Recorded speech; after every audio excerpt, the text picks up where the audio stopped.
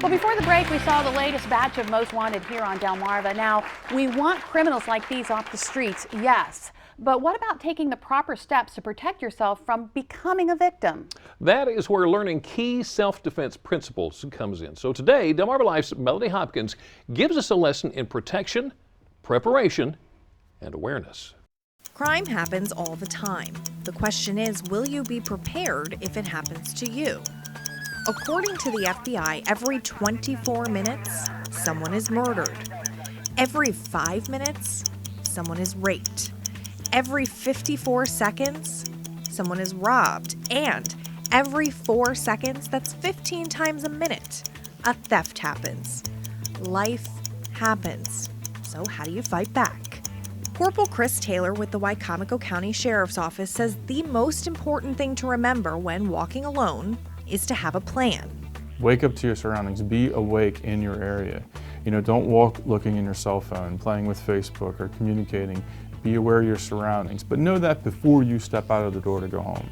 Have your purse strap over your shoulder, not hanging in your hand. Whatever you're carrying, make sure it's secure, that you can at least have your hands are free. You don't have to be holding and struggling and thinking about it. Although crime can happen anywhere, Corporal Taylor says most incidents occur in a parking lot. Here are a few scenarios. You're walking to your car from the store, you're leaving the gym, or maybe you're getting out of work late. What can you do to help protect yourself? But if you're just walking to your car, auto start. It's an awesome thing. It starts your car, it turns your lights on. You're talking seconds to get in your car and leave. Another way to be proactive is back your car into your spot. Corporal Taylor says that way you'll be sure to quickly escape.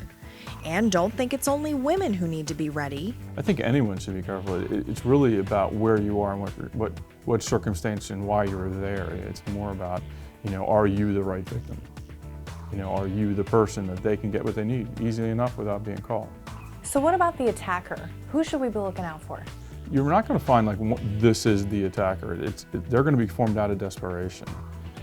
Most of the time I would say it comes from a drug nexus, that they need their next fix. They have gotten to a desperate stage where they think, okay, I can steal your purse or steal your wallet or your money or something out of your car quick and easy, and then sell it or get the money to straighten it so they can get their next drug. It doesn't matter the size of the person. You have to have the mental determination that you're not going to be a victim, but you have to practice your moves. You have to practice what you're going to do. Already have a plan that this is what I'm going to attack.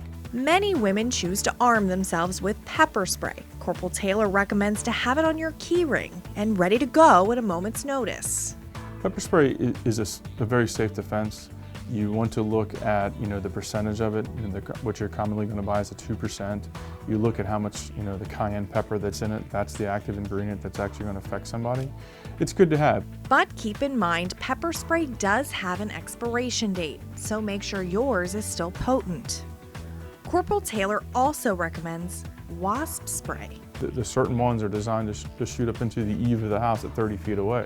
That's perfect. You can be on the other side of the room and still spray them and still have that path to leave. It creates greater time for you to get away. Keeping all of these principles in mind, Corporal Taylor says to remember one thing.